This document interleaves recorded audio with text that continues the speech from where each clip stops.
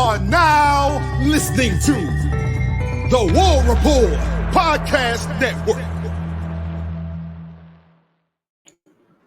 What's up, everybody? Welcome back to College Loop Podcast, episode 102 of the College Loop Podcast. We are now getting ever so further away from episode 100 and the double digits. But Daniel, how you doing, buddy? Dylan, doing good. Good to be back. Sorry, I've been MIA for a little bit. Unfortunately, had to miss the 100th episode.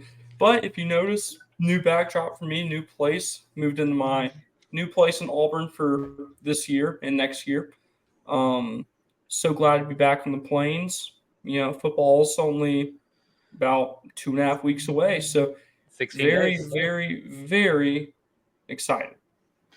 Yep. And I'm going to rant for a little bit, Daniel, if that's okay with you. Sure. So in the last episode 101, we predicted, me and Tar, that Auburn was going to take down the Arkansas Razorbacks. And somehow this Auburn sports podcast ended up in Fayetteville, Arkansas, because we had a lot of Hog fans in our comment section. One guy saying, y'all feeling loopy? Hog's going to dominate. Woo Pig Suey, and then put KJ is better than Cam. So he's on something already. And then my favorite one is asking, is this a comedy show or a sports podcast? I can't tell. Still laughing. I hope your team overlooks us in Fayetteville. To think Auburn is ahead of Arkansas right now is actually funny. You guys might win 2 conference games, and it won't be in Fayetteville. I can't wait to come back and show you guys how crazy you sound hyping a 4-5 win team up. It's obvious you guys pander for views instead of being realistic. Now, Daniel, you've seen me IRL before, and you know that I don't plenty of times. This whole get up is not a show I put on for camera, right? It's not. I am a truther through and through. And growing up an Auburn fan, I can go ahead and tell you, I have never once in my life been terrified of the Arkansas Razorbacks. Not in my conscious being of an Auburn fan. I was not conscious enough for the Darren McFadden days.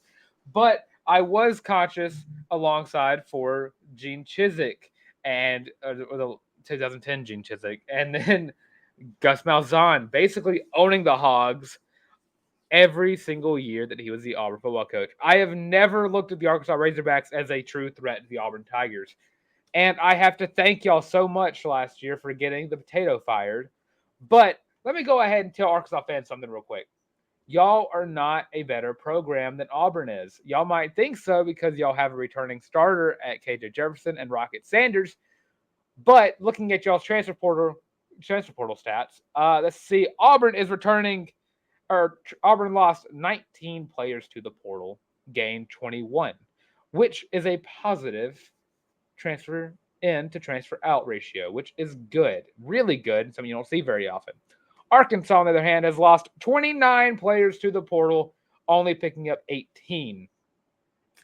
That's a pretty substantial difference, if you ask me. Auburn finished 5th in the transfer portal ranking. Arkansas finished 11th. Now, looking at it like that, Auburn already played it pretty close with Arkansas, I believe, up until the very. I want to say the very, not the very end, but it felt pretty close until it wasn't anymore last season in that Arkansas game, the 41-27 loss. But looking at it, Sam Pittman's not a better coach than Hugh Freeze. No. I don't care what anybody wants to say. It's just not true. And then you look at the recruiting class coming in from the class 2023. Auburn found a way when everything was against them to finish 19th, Arkansas 27th. Now, just to let everybody know, the players that Arkansas lost were some key wide receivers. They do not have a starting wide receiver returning from last year's team. They don't have Kendall Briles returning for this team. This is not an Arkansas team that is going to be that pretty much deserves hype. I think they're going to prove to themselves very quickly that they are not the Arkansas team that the Arkansas fans think they are. No. But that ends my rant. I just had to call out a fan base for once. It's been a hot minute since I've been able to do that, and Tar's not here to tell me not to do it. So, and again, another program that can't really say stuff about all comparing programs is Ole Miss. But that's neither here nor there. But Daniel, we might have gotten some little bit of news regarding the Auburn quarterback competition from our good buddy Mike G, who said in a quote, and I'm trying to scramble through trying to find it. So Mike G, no official announcement, but appears Hugh Freeze has made the difficult decision of narrowing this QB race down to Robby Ashford or Payton Thorne. Excuse me. And he expects to see both of them play versus UMass. Now, going into last week, we heard a lot of smoke surrounding Holden Geriner, and pretty much assumed that he might have found his way up into the number 2 spot between him and Robby, thinking that Payton Thorne may have fallen down a little bit in the totem pole after a very, very poor scrimmage on his part. But now it seems that Hugh Freeze kind of went back, watched some film, and it's kind of easy to say that maybe this just has something to do with game experience between the two guys that are left, right? Yeah, I think so. Yeah, and you look at it, Holden just, I think he played maybe in one game last year, and I think he maybe threw the ball twice, if that. And you look at Robby Ashford, the starter for at least most of the season, barring injuries, and TJ Finley. And then Payton Thorne, great season 2 years ago, pretty meh season last year, but a guy who played against the top teams in the Big Ten. And Robby Ashford, of course, played in the big teams of the SEC. And these are going to be the two guys who are going to be battling out to see who comes on that field first versus UMass. And I got to be honest, I'm sticking with my guns, as I always do. I think it's Robby Ashford. I think the RPO, I think his ability to run the ball, I think that gives Auburn just another level, another threat to this offense that I think Auburn's wide receiver core is going to be good enough, and the tight ends are going to be good enough that Robby Ashford just has to be a competent, like an average passer, while he's already a upper echelon runner. Yeah. And the argument that Payton Thorne could end up being the starter, I wouldn't be too terribly upset with it, just because I think that what he can bring, I mean, a consistent passer would be nice. And just seeing what exactly he can do with his legs. But overall, it's hard for me to say no to Robby. It's just so hard to say no to him. Yeah, I see what you're saying for sure. Like you make some very valid points. However, I just kind of, I don't know. It's hard for me to just knowing what we know at this point, which granted isn't a ton. It's hard for me to kind of sign off on it not being Thorne right now. And so I'm kind of on the side where I think it'll be Thorne until Freeze says from behind a podium it's not. I think that announcement will come I think it'll come soon. I don't think that it'll be one of those things where we find out at kickoff I don't think we'll find out at 2:30 p.m. on Saturday, September 2nd. I think we'll find out it could be tomorrow at Hugh Freeze press conference. I'll be there live covering it, so follow me on Twitter. Or if Hugh Freeze does announce it, you can be the first to know. Or it could come, next week or, the week leading up to game day. But I don't think we're going to be waiting too much longer. Yeah, I think I said last show, I think it's going to be the week of. You got to have another week or so to kind of go through the motions, go through some more drills, some more scrimmages, just to really see who the team kind of vibes the most with. And of course, the difference maker is who is the more consistent passer. Sure. But I say that to say I think that Payton Thorne obviously is the more consistent passer if he's able to get the ball out in a timely manner, which we just heard from the last scrimmage. And I don't know if it was he just got the yips or something, but he was just holding on the ball too long, which you just can't do in the SEC, because if you hold the ball in the pocket for, I want to say, more than 3 seconds, and that's low balling or high balling, really, you're not gonna have a fun time at quarterback if you're just constantly getting pressured like that. No. And Robby Ashford does bring the dimension to the game where if the pocket does break down, he can get out of it. Sure. And that's just what makes Robby Ashford the difference between. And it was always going to be someone and Robby, I feel like, strictly because that level of the game is just so important to what Hugh Freeze and Phil Montgomery have done in the past. And then you also bring in the fact that Hugh Freeze also has had a lot of success with pass first quarterbacks. Yeah. So it's always going to be Robby Ashford versus fill in the blank, just strictly because of what Robby can do with his legs. Yeah. And again, and I know a lot of people want to say Thorne. I think Tar's in the Thorne camp, or Thorne/Holden camp, I think. But I'm going to stay true. Something about the heart on your sleeve, wearing your emotions out. Something about that kind of gets to me. A lot of the quarterbacks that I've watched in my lifetime that I've loved the most have all been guys who are very emotional, very passionate when they play. And Robby Ashford can do that. I just think he has stepped up as a passer this fall camp. And I mean, I think Tar said all Robby Ashford has to do is be an average quarterback, and Auburn's going to win at least 7 games at the bare minimum. And I think Robby Ashford can do that and more with this team. Yeah, I think so too. Yeah, and at the end of this week, we are going to hear another bit of news coming from another recruit, 5-star defensive lineman, Kamarion Franklin from Mississippi. And just to get through Kamarion Franklin's 24/7, he is from Lake Cormorant, Mississippi. I hope I'm saying that right. He is 6'5", 265. He currently has he has some predictions. He has some crystal balls all to Auburn. And it's a guy who Auburn picked up some steam very quickly on Cam. And it just was not a dude that we were expecting to see commit to Auburn 2 weeks, like 2-3 weeks ago. And I think he visited the day after Big Cat, I believe. Mm-hmm. And it just seems like Hugh Freeze just got to him right then and there. And a team that I think Auburn was kind of not really in his sights quite yet. It was more of, I think, Miami, Tennessee, and Ole Miss are all the other teams that he's like real warm with on 24/7. But Auburn has moved up so quickly that Auburn is now the favorite to pick up the big defensive lineman, and yet another 5-star potentially add to the class of 2024, which would be the third 5-star in the class, and would bring Auburn up to 12th in the country. That would be huge. I don't think anyone predicted Auburn to land 3 5-stars in this class. I think the goal is kind of 1.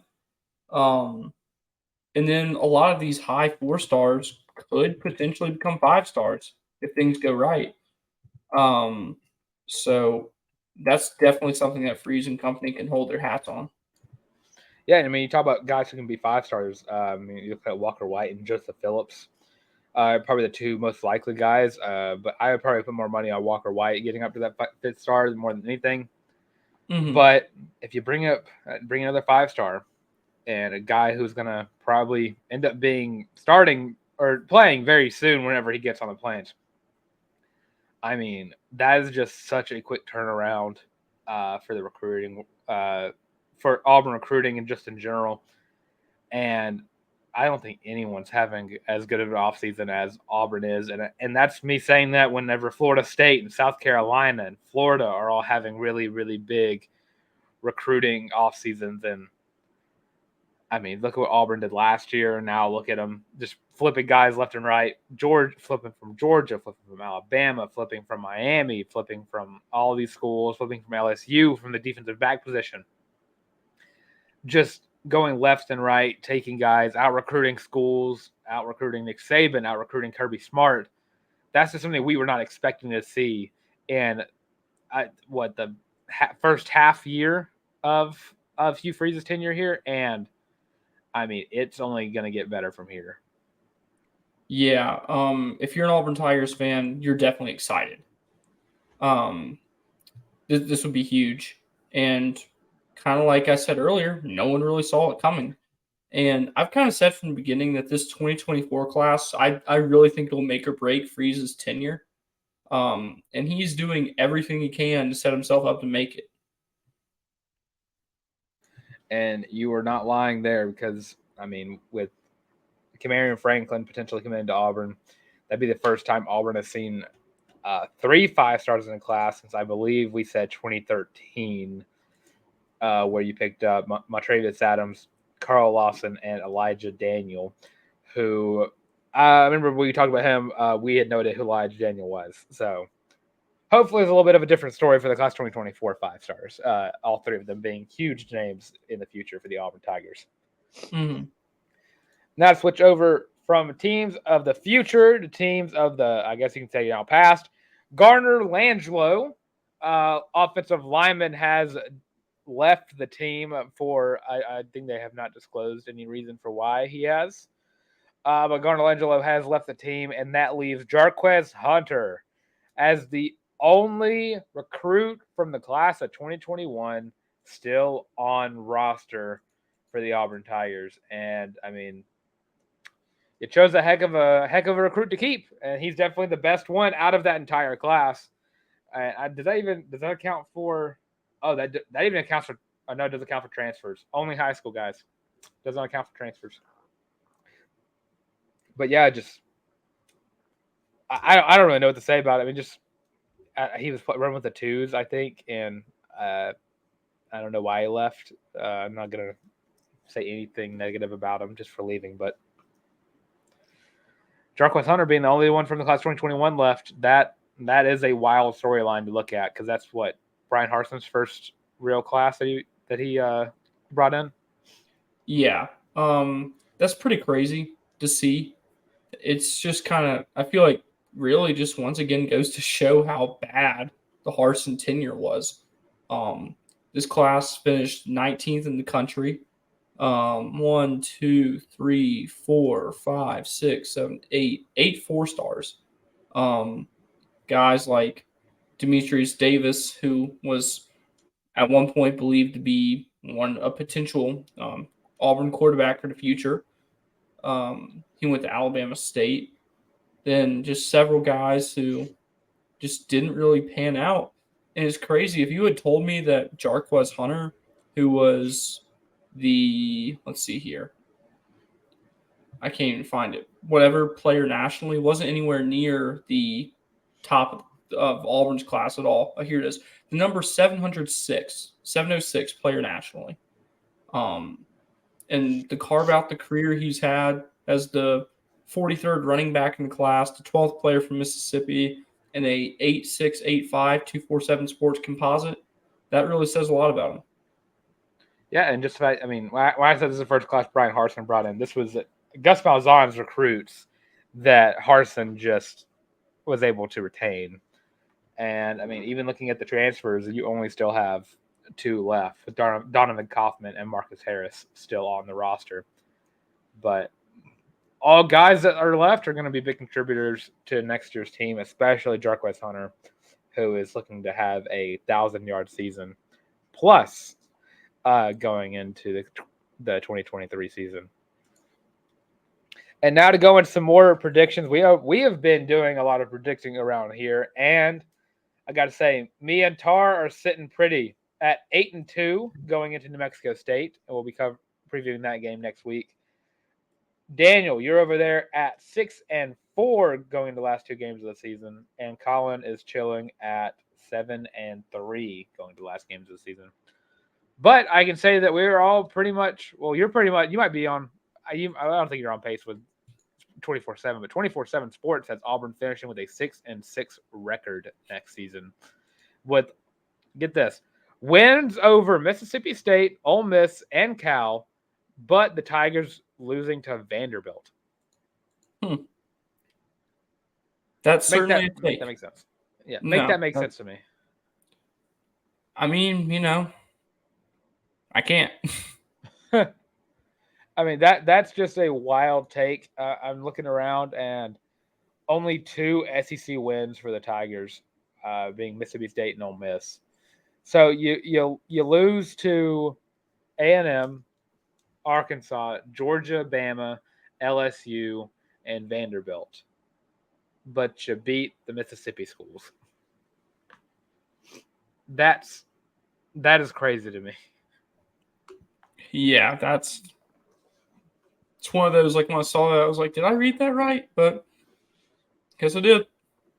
Yeah, and another prediction that came out, not 24/7, but from Takeo Spikes. He has the Auburn Tigers going 7-5 with losses to A&M, Georgia, LSU, Arkansas, and Alabama, and having wins over UMass, California, or Cal, Stanford, Ole Miss, Mississippi State, Vanderbilt, and New Mexico State.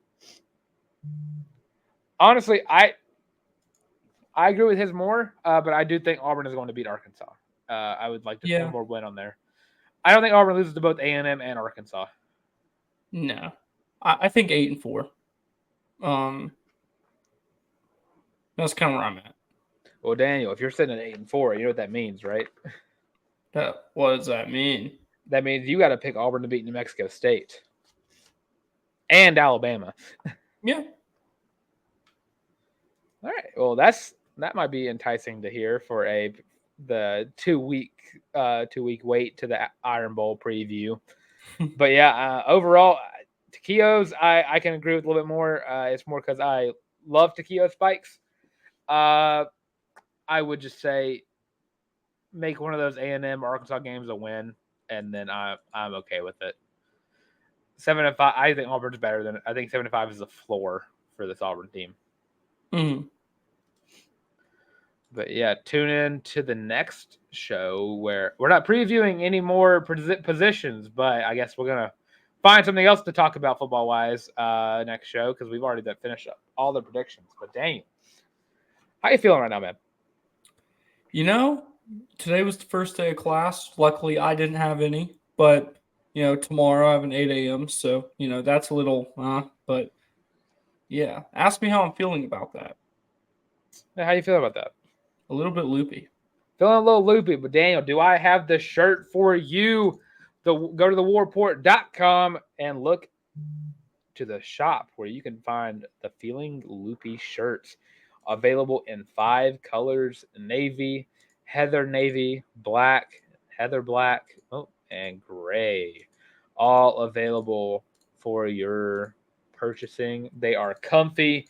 They are awesome. I wear mine all the time. Sadly, I'm not wearing it right now because it is currently in the washing machine because I wore it yesterday.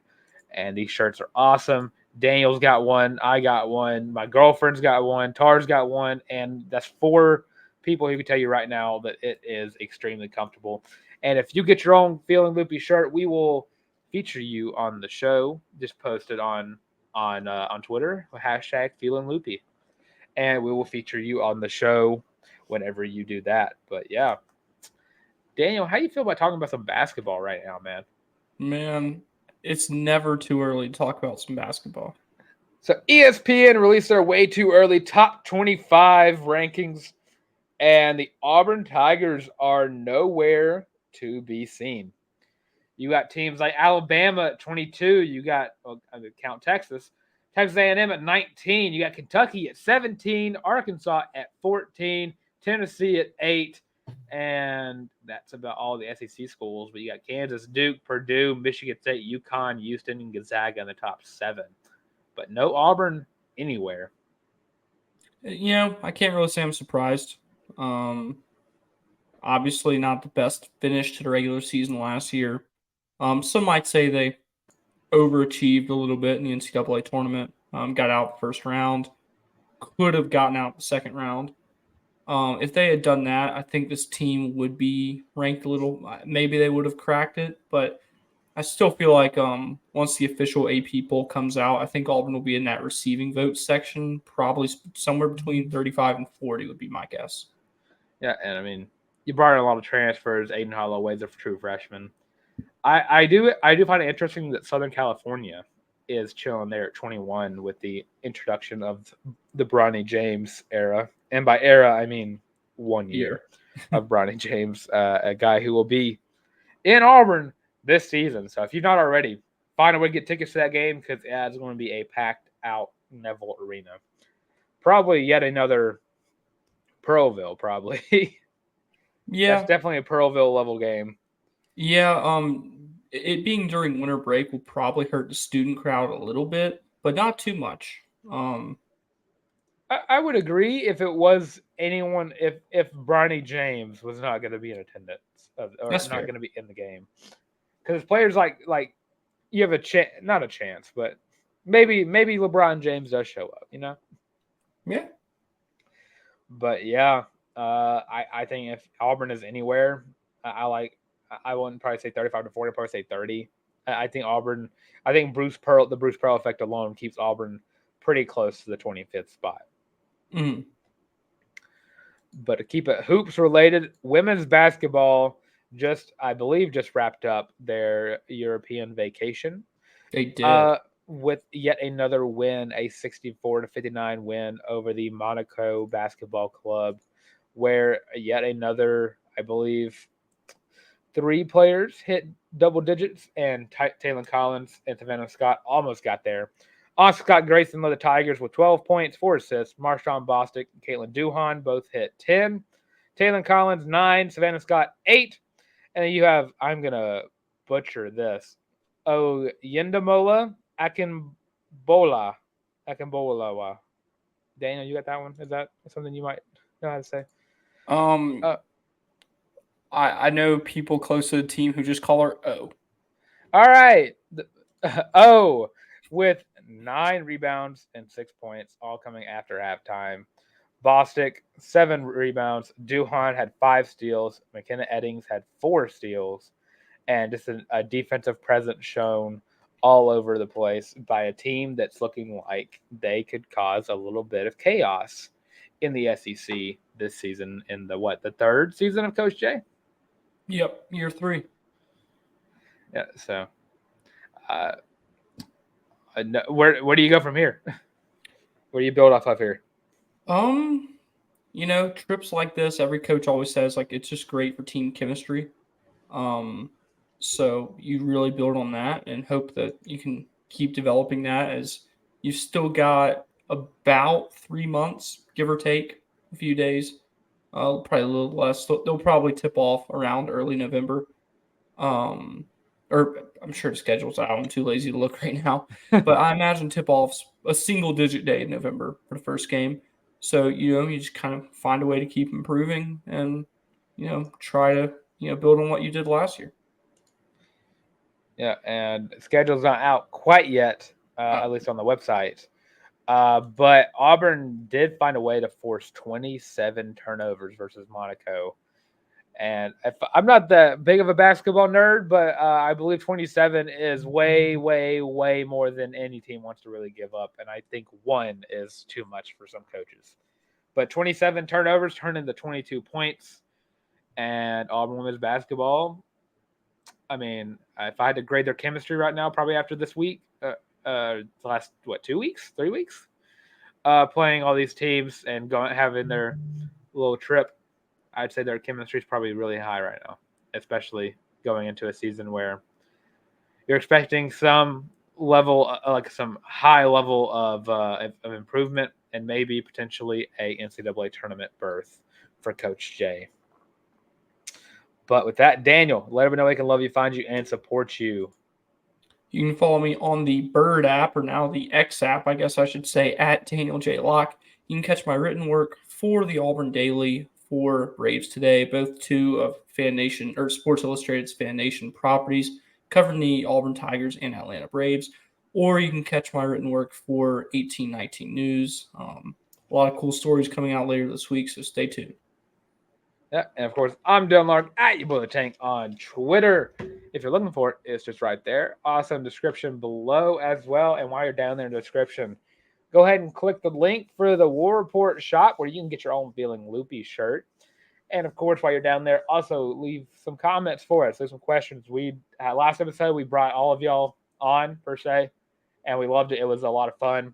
So leave us some comments, leave some hot takes, leave some bold predictions, and leave us some Theoretical Thursday stuff. We love doing that over here at The Loop.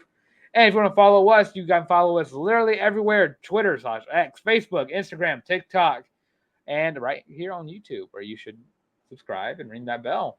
And if you want to listen to us, if you're tired of seeing our faces, you can go to Apple Podcasts, Spotify, Google Podcasts, Amazon Music, and pretty much everywhere you get your podcasts. But with all that being said, thank you for getting us well over 500 now, I believe. We are now in 512 as we're recording this. And again, episode 102. We love y'all dearly. Thank y'all. And again, with all that being said, it's been the College Loop Podcast.